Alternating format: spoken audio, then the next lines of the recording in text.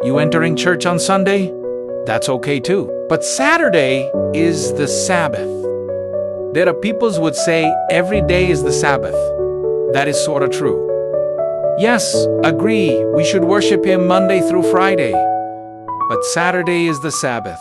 God wants us to rest that day. On seventh day God, blessed that day. Génesis 2 and 3. Each of you must respect your mother and father, and you must observe my Sabbaths. I am the Lord your God. Levíticos 19 and 3. You must observe my Sabbaths. I am the Lord your God. Jews do this once a year. Hold sacred assembly. What we do on the Sabbath. Basically, rest. Don't do anything that day. Eat a meal together. Lamb meat, sitting down together with neighbors or friends. Share on how amazing God did for Israel. This is how you are to eat it. With your cloak tucked into your belt, your sandals on your feet, and your staff in your hand, eat it in haste. It is the Lord's Passover. Exodus las 12 y 11. Lord's Passover.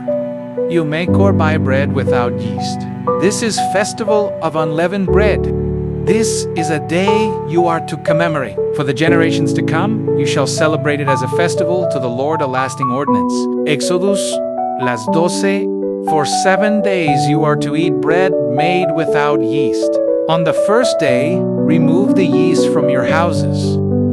For whoever eats anything with yeast in it from the first day through the 7th must be cut off from Israel. On the first day, hold a sacred assembly, and another one on the 7th day. Do no work at all on these days, except to prepare food for everyone to eat. That is all you may do. Exodus las 12 y 16. Celebrate the festival of unleavened bread, because it was on this very day that I brought your divisions out of Egypt.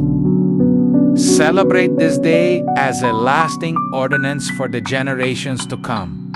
Exodus las 12 y 17. In the first month, you are to eat bread made without yeast from the evening of the 14th day until the evening of the 21st day. For 7 days, no yeast is to be found in your houses. And anyone, whether foreigner or native born, who eats anything with yeast in it must be cut off from the community of Israel. Exodus las 12 y 19. Now keep in mind, they do this once a year, but keep the Sabbath every Saturday. For 7 days eat bread made without yeast, and on the 7th day hold a festival to the Lord. Exodus 3 and 6. This observance will be for you like a sign on your hand and a reminder on your forehead that this law of the Lord is to be on your lips. For the Lord brought you out of Egypt with His mighty hand. Exodus 13. Obey these instructions as a lasting ordinance for you and your descendants. Exodus las 12 y 24. I question why anyone not doing this? We're not Jews, but then again we are God children. Here there is no Gentile or Jew, circumcised or uncircumcised, barbarian, Scythian, slave or free, but Christ is all and is in all. Colossians 3:11. Jews that do festivals of unleavened bread. That does once a year, however they don't believe in Jesus. So they miss this important information reading the Second Testament. Now the Passover and the festival of unleavened bread were only 2 days away, and the chief priests and the teachers of the law were scheming to arrest Jesus secretly and kill him. Now the festival of unleavened bread, called the Passover, was approaching. Luke 22:1. 2 days to be Sabbath. Honestly, in my heart, I feel as we all gather together, we should do Jesus' Last Supper together on every Sabbath. And if you walk in obedience to me and keep my decrees and commands as David, your father, did, I will give you a long life. 1 Kings 3:14. Everyone is divided. We got Jews to do half but keep Sabbath, and the other half, some church, were doing only Jesus' Last Supper, but not Sabbath. God wants all His children to do this together. All we can do is pray for these Jews to believe in Jesus and come together as one. People would say Sunday is Sabbath. Just like Pharisees, Jesus said to them, "They worship me in vain. Their teachings are merely human rules."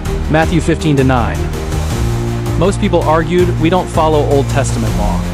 Here's what Jesus said, "Do not think that I have come to abolish the law or the prophets. I have not come to abolish them, but to fulfill them." Matthew 5:17.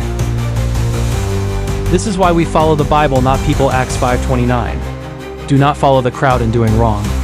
When you give testimony in a lawsuit, do not pervert justice by siding with the crowd. You must keep this ordinance at the appointed time year after year.